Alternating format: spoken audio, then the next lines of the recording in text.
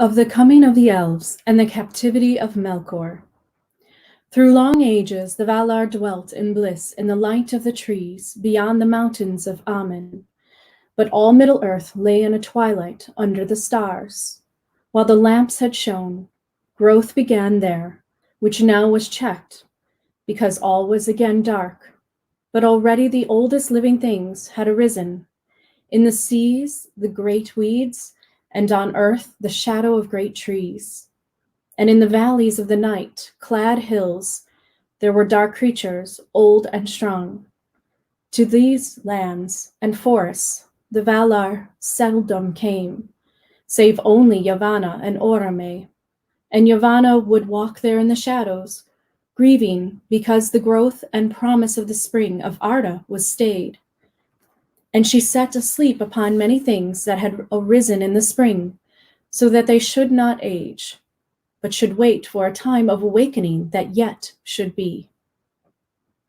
But in the north, Melkor built his strength, and he slept not, but watched and labored.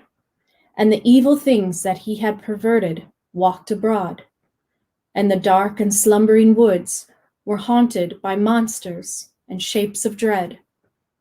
And in Utamo he gathered his demons about him, those spirits who first adhered to him in the days of his splendor and became most like him in his corruption. Their hearts were of fire, but they were cloaked in darkness, and terror went before them. They had whips of flame. Belrogs they were named in Middle-earth in later days, and in the dark time Melkor bred many other monsters of divers shapes and kinds that long troubled the world, and his realm spread now ever southward over Middle-earth.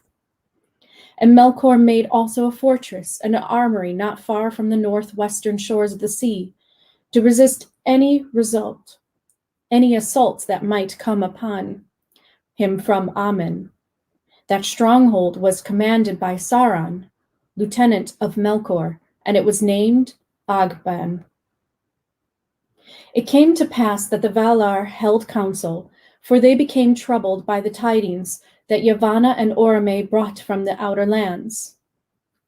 And Yavanna spoke before the Valar, saying, Ye mighty of Arda, the vision of Iluvatar was brief and soon taken away, so that maybe we cannot guess within a narrow count of days.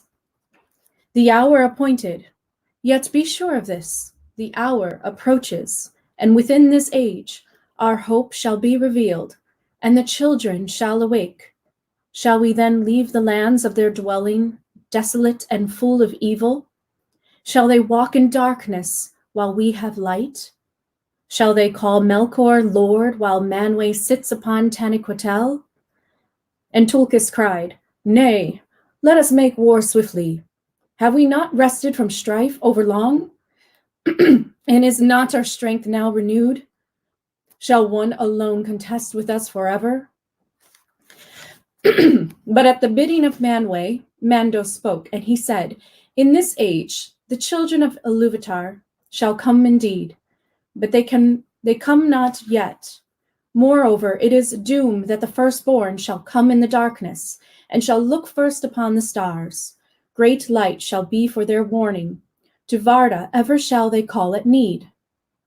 Then Varda went forth from the council, and she looked out from the height of Taniquetil, and beheld the darkness of Middle-earth beneath the innumerable stars, faint and far. Then she began a great labor, greatest of all the works of the Valar, since their coming into Arda. She took the silver dews from the vats of Telperion, and therewith she made new stars, and brighter against the coming of the firstborn. Wherefore she, whose name out of the depths of time and labors of Ea was Tintali, the kindler, was called after by the elves Elentari, queen of the stars. Carnil and Lunil, Ninar and Lumber, El-Karinke and Elamira she wrought in that time, and many others of the ancient stars she gathered together and set as signs in the heavens of Arda. Wilvarin, Telemindil, Saranume, Ananime, Melamakar, with his shining belt, that forebodes the last battle that shall be at the end of days. And high in the north, as a challenge to Melkar, she set the crown of 7 mighty stars to swing. Valakirka, the sickle of the Valar and sign of doom. It is told that even as Varda ended her labors, and they were long, when first Melamadkar strode up the sky, and the blue fire of Helluin flickered in the mists above the borders of the world, in that hour the children of earth awoke, the firstborn of Iluvatar. By the starlight mere of Quivinian, water of awakening, they rose from the sleep of Iluvatar, and while they dwelt, yet silent by Quivinian, their eyes beheld first of all things the stars of heaven. Therefore they have ever loved the starlight, and revered Varda and Elentari above all the Valar. Then we move to the last age, the third age, the Fellowship of the Ring. And this is when we see the elves celebrating the Day of Awakening. And this is how. This is when Frodo meets up with the elves that were passing through when he first set out on his journey with Sam and the others. The woods on either side became denser. The trees were now younger and thicker. And as the lane went lower, running down into a fold of the hills, there were many deep breaks of hazel on the rising slopes at either hand. At last the elves turned aside from the path. A green ride lay almost unseen through the thickets on the right, and this they followed as it wound away back up the wooded slopes onto the top of a shoulder of the hills that stood out into the lower land of the river valley. Suddenly, they came out of the shadow of the trees, and before them lay a wide space of grass, gray under the night.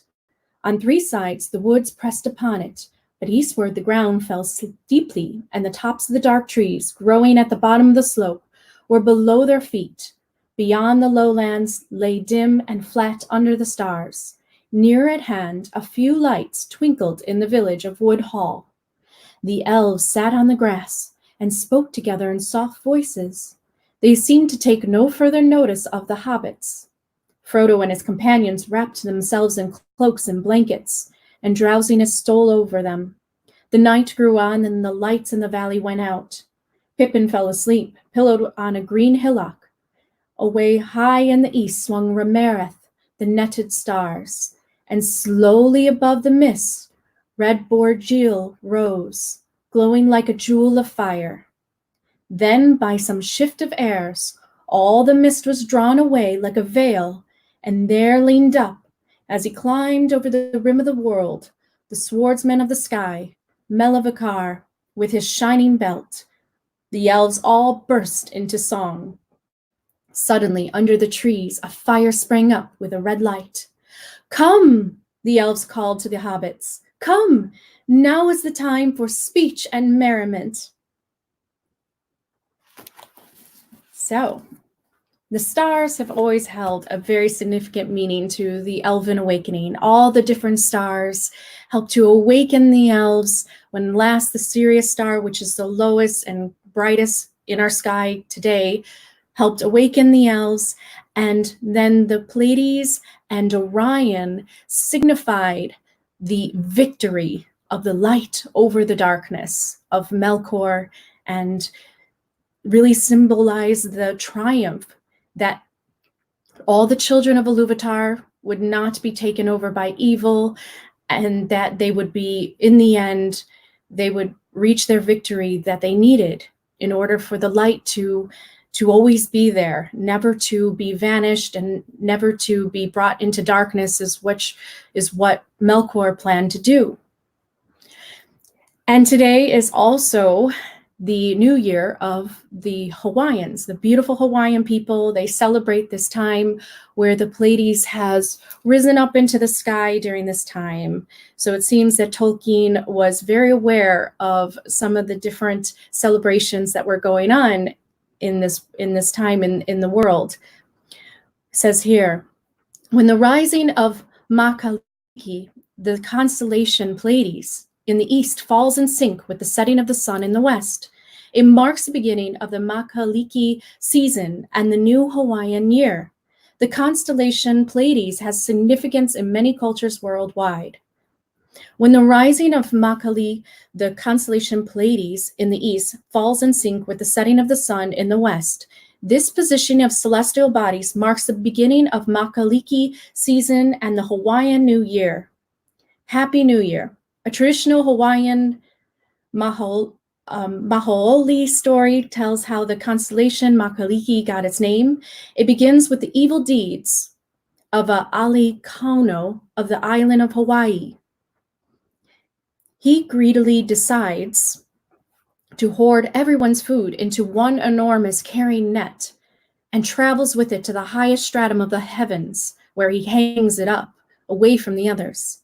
Meanwhile, the ravenous people who are hungry hastily gather to plan a way to get their food back, and a little mouse bravely consents to take on the arduous task. He successfully gnaws on the net until the food drops to the earth. Thus, the constellation takes the name Makaliki, the Ali, who hung the net of food in the stars. For Hawaiians, Makaliki is a symbol of the Makayiki, a new year, and a change of seasonal weather patterns. The season is one of peace, feasting, and rejuvenation at its roots. Makayiki is a harvest celebration, a universal expression of thanks and appreciation. And it is the same for the elves who celebrate this day. So today we are going to celebrate and give thanks to everything that has come into our life. And as the stars has awoken by the fires of the different, well, the elves have awoken by the stars, by the fires of the different stars that awoken them, I am going to have us awaken as well through the light of the fire. So light a candle with me if you can. If not, then you can just live vicariously through this video right now.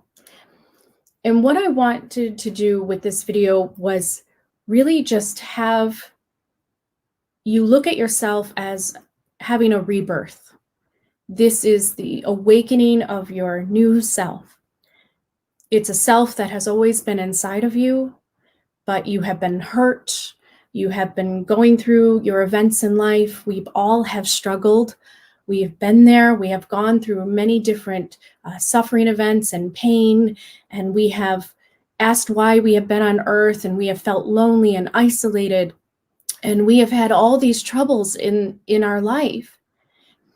And as you go through your awakening, and especially your elven awakening, when you reconnect to nature and when you get in touch with that elven light inside of you once again, this is a time to put all of your past behind you and awaken into a brand new you, one that is strong, that is a sovereign being, that will never forget as once you did during your life. And what this will do is that when you go through the same type of events that happen in your life, I mean, we're always going to have the struggle in life. It's part of our soul development. It's our spiritual development we have to go through. But at least if you make a promise to yourself today, during the day of the Elven awakening, to never forget who you truly are inside, then you can quickly remember and you can come back from the emotional suffering that you might experience through losing someone or having a relationship not work out or getting fired from a job. Whatever it is, having the knowledge that you truly are a powerful creator being, that you are a sovereign being that is connected to this large universe, and at the highest levels, it is you, it is me. We are a collective and we experience ourselves differently, but we are one. If you remember yourself in these moments of struggle and and going through the stressful events of this earth, then you will always know how to bounce back quickly, how to get right back on your feet and remember the power within yourself. And as the elves knew that the stars, the light of the stars, symbolized that the darkness would not be permanent, that the shadow was only a passing thing, that darkness is only something that's temporary in your life, and then there's the light of the stars. So when you look up to the sky, try to remember that. Try to remember and to pull yourself out of any type of suffering that you might go through, and remember your power to do so. Remember that the light in the end always wins out, always triumphs. Light is consciousness, it's awareness. And so there might be twilight sleep or total darkness for a time, but then consciousness happens and the light comes back. So it's never wise to think that only darkness exists and that you'll never get out of this tunnel that you're in, because there's always a light at the end of the tunnel. There's always light in the sky that we call the stars. And so remember this today as you awaken into your elven self. November 21st is a day that we can celebrate as our elven Happy New Year with the beautiful Hawaiian people as well. And we can celebrate in our own special way.